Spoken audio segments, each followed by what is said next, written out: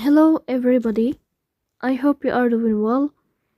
Today we will talk about how to fix or how to solve the problem of not available on the application of REDnote. We click on settings,